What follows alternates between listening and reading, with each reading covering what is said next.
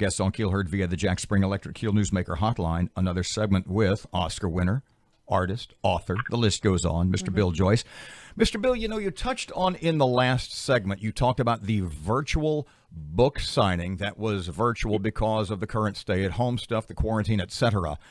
And you had also said in the first segment that you, in this time, have found yourself to be more creative and working harder than ever before.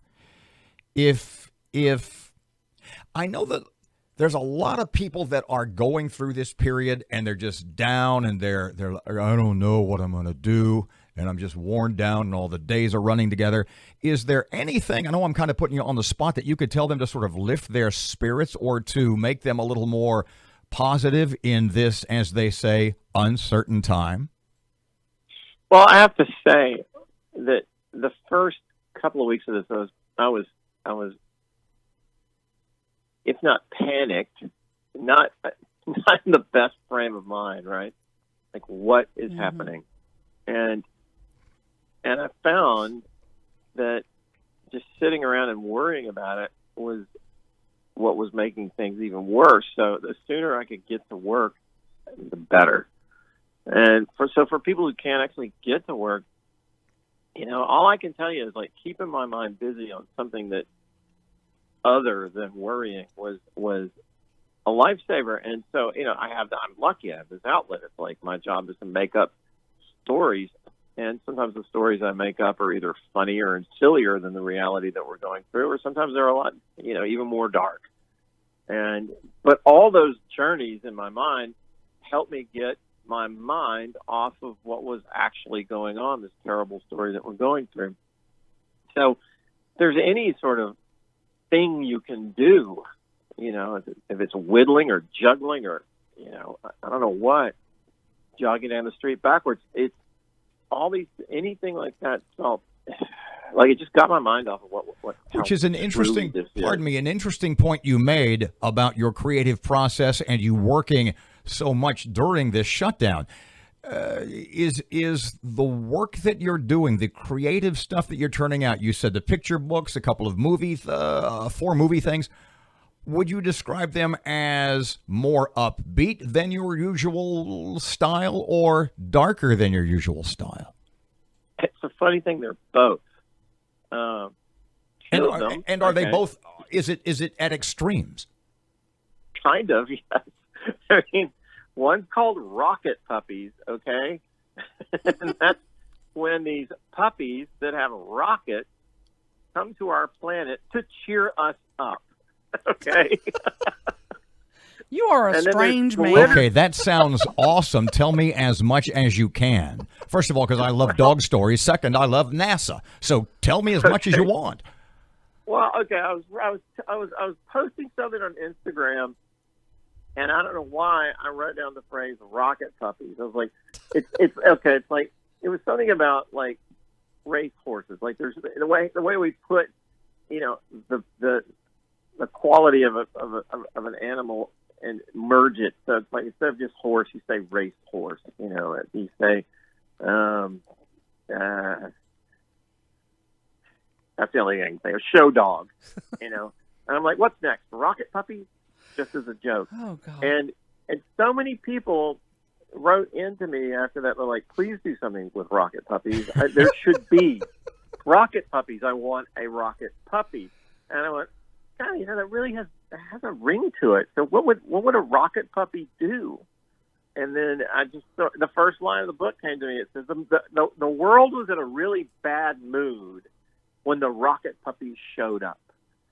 Oh, so man. It just goes from there. They show up in a giant flying doghouse, and every rocket puppy has a rocket on its back. And in addition to being able to fly really fast, they can trap your nightmares in happy bubbles. You are a strange man. But there's one guy, like everybody on the earth gets cheered up by the rocket puppies, but one guy named Snarly McGrumpy Pants. Yes, that's his name. That's Robert's new name. That's Aaron's nickname. Yes, please continue. We'll turn on each other in a heartbeat. Snarly McGrumpy Pants. They have to go and get the smallest, cutest puppy, rocket puppy of all, Ned. And Ned has to like go mano a mano with Snarly McBummerpants, and Ned makes Snarly McBummerpants. They stare each other down for a long time. Snarly's using his mean ray vision, and Ned is using his puppy ray vision, and then Snarly McBummerpants starts having glitter unicorns start coming out of his nose and ears, and that's just it. He's done for. He becomes a happy guy. Bill, I got to ask you about this because businesses are hurting. They're suffering. We all say, what can we do to help? What has Bill Joyce done to help local businesses that you love and you don't want to see fail? And what can we do to help? Man, it's a big job, and all I've been able to do is little one-at-a-time things, but, eat at my favorite restaurants one way or another, ordering out or picking up. We went to a restaurant for the first time last Friday, I think. We went to the Zool and sat outside, and it was delightful. Mm-hmm. But, shop as much as you can local in any way that you can and feel comfortable doing. I have to say, I wish people were wearing their masks more. And I know that that's a hot button issue, and what a weird thing to be a hot button issue. Yeah. Putting a piece of fabric on your face to try to keep from getting sick or trying to get other people from getting sick doesn't seem like a big sacrifice. And it doesn't, to me, seem like some gigantic infringement on personal liberty. It's just common sense. And we just have to keep, chugging along to get through this. And shutting everything down is tough. And maybe it was necessary at the beginning, and I don't think it will go back to that. I hope we don't have to. But we've been through tougher stuff, and we're tough people. So just,